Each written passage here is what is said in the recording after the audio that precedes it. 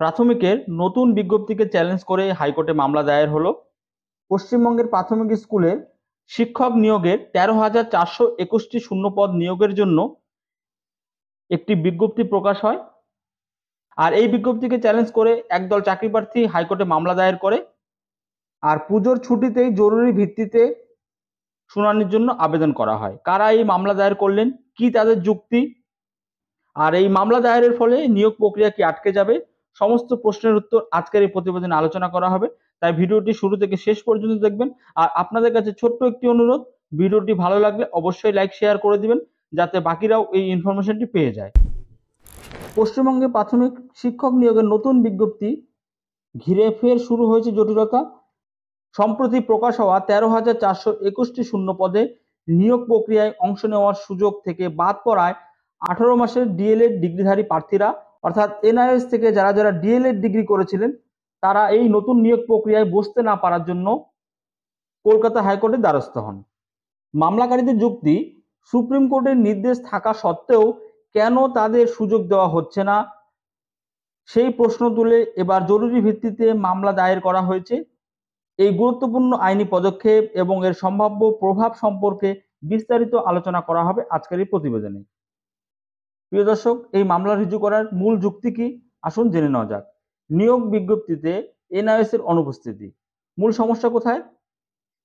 সমস্যা হলো পশ্চিমবঙ্গ প্রাথমিক শিক্ষা পর্ষদ কর্তৃক প্রকাশিত 2025 সালের নিয়োগ বিজ্ঞপ্তিতে যে 5টি যোগ্যতার মাপকাঠি দেওয়া হয়েছে সেখানে স্পষ্টভাবে এনআইএস এর 18 মাসের ডিএলএড ডিগ্রিকে অন্তর্ভুক্ত করা হয়নি। ইতিমধ্যে আপনারা জেনে গিয়েছেন এই নতুন নিয়োগ প্রক্রিয়ায় অংশগ্রহণ করার জন্য কমিশনের পক্ষ থেকে বিভিন্ন মানদণ্ড বা মাপকাঠি নির্ধারণ করে দেওয়া হয়েছে। সেখানে পরিষ্কার বলা রয়েছে এই নিয়োগ প্রক্রিয়ায় অংশগ্রহণ করার জন্য কি কি যোগ্যতা থাকতে হবে।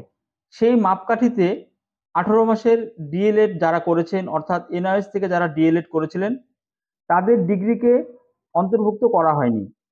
এর ফলে এনআইএস থেকে যারা ডিএলএড করেছিলেন তারা এই নতুন নিয়োগ প্রক্রিয়ায় অংশগ্রহণ করতে পারবে না, এমনটাই বলা হয়েছে। আর এই মামলার সাথে যুক্ত এনআইএস প্রার্থীরা জানিয়েছে সুপ্রিম কোর্টের একাধিক নির্দেশ থাকা সত্ত্বেও এনআইএসদের বাদ দেওয়াটা পুরোপুরি অযৌক্তিক।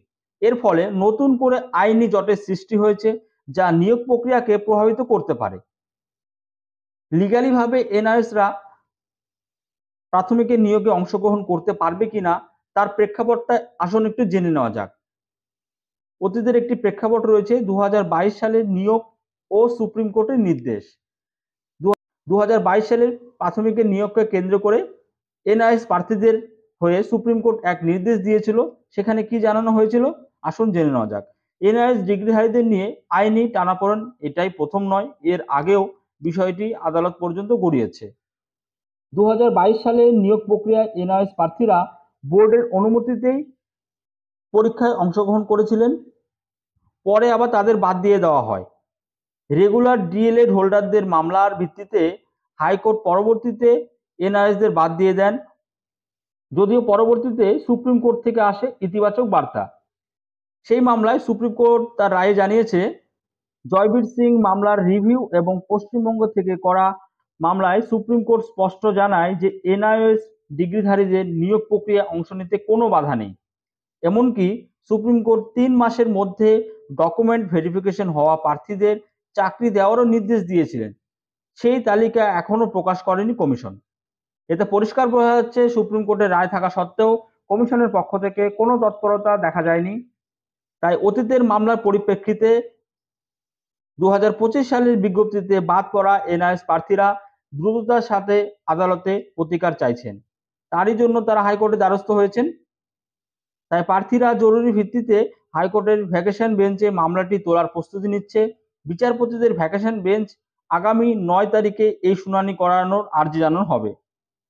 আর তড়িঘড়ি মামলাটিকে লিস্টেড করার জন্য বিচারপতিদের ভ্যাকেশন বেঞ্চে আগামী 9 তারিখে এর শুনানি করানোর আর্জি জানানো হবে।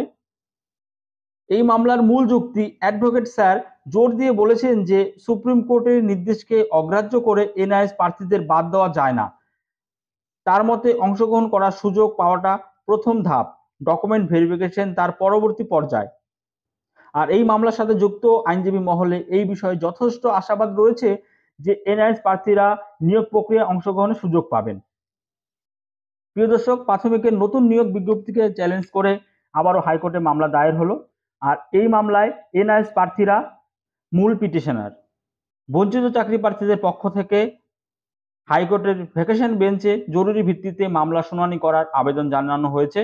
পরবর্তীতে হাইকোর্টে এই মামলা লিস্টেড হলে এই মামলার গতি প্রকৃতি কি লক্ষ্য করা যায়, আর এই মামলার ফলে নতুন নিয়োগ প্রক্রিয়ায় কোনো বাধা সৃষ্টি হবে কিনা, সমস্ত আপডেট ইনফরমেশন আপনাদের সাথে টাইম টু টাইম শেয়ার করা হবে।